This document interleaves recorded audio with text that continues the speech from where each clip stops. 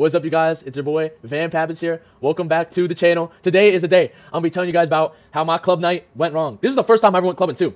And it went from fucking fat bitches to fucking our Uber driver being a fentanyl user. Like, he was fucking swerving and shit. I almost fucking died from that. So, it all starts with, my brother wanted to take me, my older brother wanted to take me to the club for the first time since, like, I just turned 18. Basically, we're like, I'm excited to go to the club. I'm, getting ready and shit. And, our Uber driver comes and we go to the club. And the fucking security guards are, like, trying to act hard as fuck for no reason, bro. Like, this is how they fucking took my ID. Like, I was all nice. I was like, all right, here you go. He didn't even speak to me. He just did this. Let me see that fucking ID. Like, bitch, I would knock you out. If your homeboys weren't there, like, oh God, I would knock him out. Like, you know about that life, though.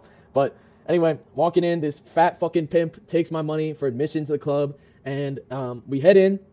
And there's some hot bitches in there. It's pumping. It's still like early at night, so it's like not too crazy, but it's alright. It's like mild. So we get in there, we having some fun, and my brother takes me up to the upper levels, and then it's really started pumping, bro. Like, and I see like this large group of fine females, and I'm like, wow, damn. And my brother's like, you should go talk to them. And I'm like, yeah, all right. I mean, like, I wish I had some confidence. Wink, wink. And he was like, oh, all right, you want like a shot or something? I'm like, yeah, I want something. And but I'm looking around. And I'm seeing the security guards like eyeing people and shit. And so we have to wait for a little bit until they're looking away. And so when they look away, I hand my brother a $20 bill, and he gets me like a Clearwater vodka shot. I think that's what it was. And I'm looking around. I take it like discreetly. It was not obvious at fucking all. And I'm looking at the security guard, and he's literally looking like this, the other direction, like this. Oh, it's a nice wall right there. And I'm like, all right, bet. He's on this little fucking perch, this little piece of shit. And I take it so quickly, within a second. Take it quickly. I'm not bitch about it. Take it quickly. We're good. I'm thinking, all right, that was fast. No way he noticed that, right? He fucking jumps down from his perch, and he's like, let me see them hands. Let me see them. And he grabs my fucking hand, pulls it up, and he sees the X's on my hands, and that means obviously I'm underage. And so he's like, I fucking knew it. You're done for the night. You're done. Let's go. Let's go. Yep. And he kicks me and my brother out, and this little fucking short king, when he's walking me out, like, I'm thinking, like, man, I can just beat the fuck out of him. But then his homeboys would beat the fuck out of me. But, and short king thought he was so powerful, bro. Like, should have just thrown him over the railings and been like, yeah, the bitches love me.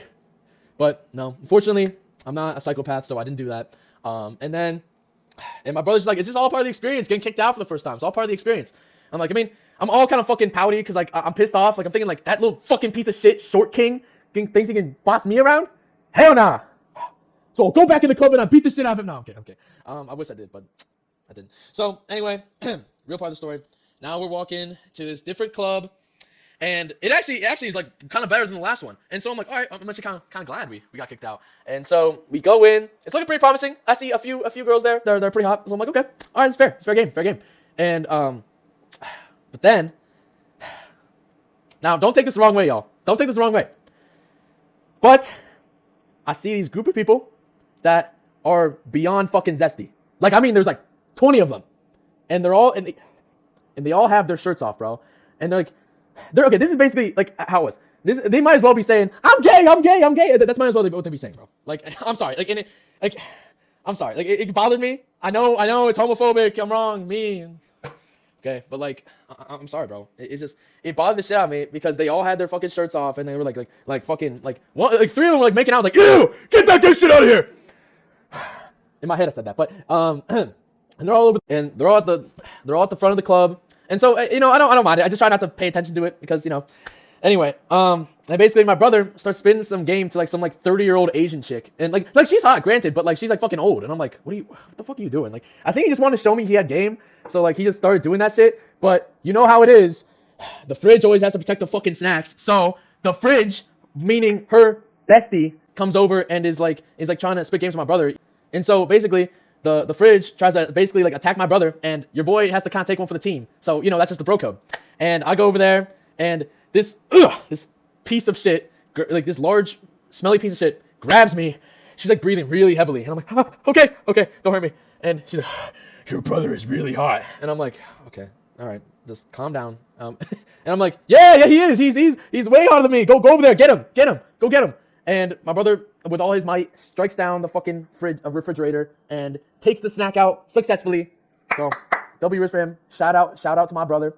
He did that shit. Proud of him as always.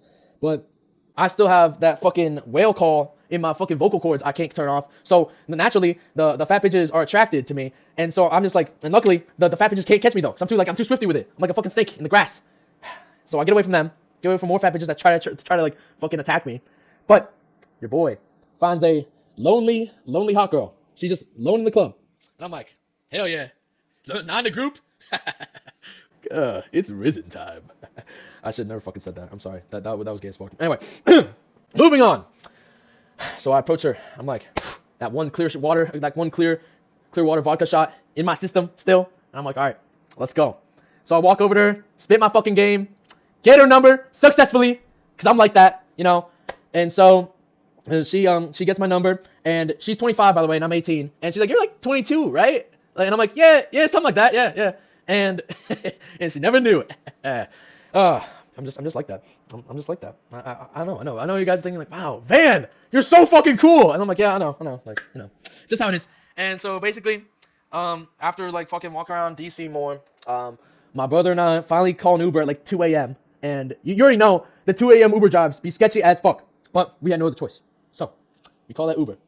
We get in, the Uber driver's like, okay, so he was having trouble finding us. We thought he was just like, you know, he had a thick accent, so we thought he was just like fucking, I don't know, like Indian and couldn't really understand us. No offense to my Indian boys out there, but, you know.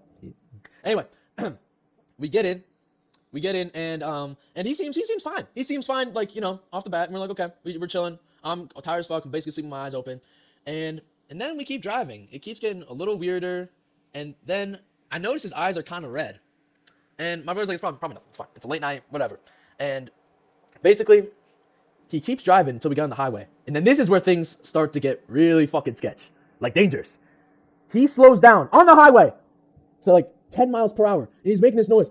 Like, he's 10 miles an hour. He stops, basically. He basically stops in the middle of the highway. Cars are passing at 70 miles an hour. And I'm like, yo, what the fuck are you doing, bro? Just keep going. You're going the right way. And he's like, oh, okay. And he's like driving. And then I see him like almost falling asleep at the wheel. He's like this. He's doing like the fentanyl overdose. Like, if the fentanyl overdose was a fucking dance move, this guy would have perfected it. And he was doing that. He was like, and basically kept doing that the whole ride. He kept like going 60 and then 5 miles an hour, falling asleep, doing his little fentanyl overdose thing. And my brother whispers to me after we got by, we're like, we're getting off at the next stop. I don't give a fuck. We're walking home. We're close enough. And basically, my brother's like, yeah, just let us off here. And he's like swerving 30 miles an hour like this. And he like almost hits a pole. And my brother's like, stop the car. And he stops. He's like, okay, have a nice night. And like he's like almost hitting a tree. And this dude's fucking wasted. And we finally get out of the car. And my brother's like, you're a piece of shit. Fuck you. And I'm like, come on, he's in a car, clearly on something. I do not want to get like shot or like fucking ran over by this weirdo. And he's like, fuck you. You are like, my brother flat out asked him, are you like on anything? He's like, are you on like drugs or anything? And basically the Uber driver's like, are you on fucking drugs? Are you on fucking drugs, man? Huh? How about you? Why aren't you fucking drugs? Fuck you, man.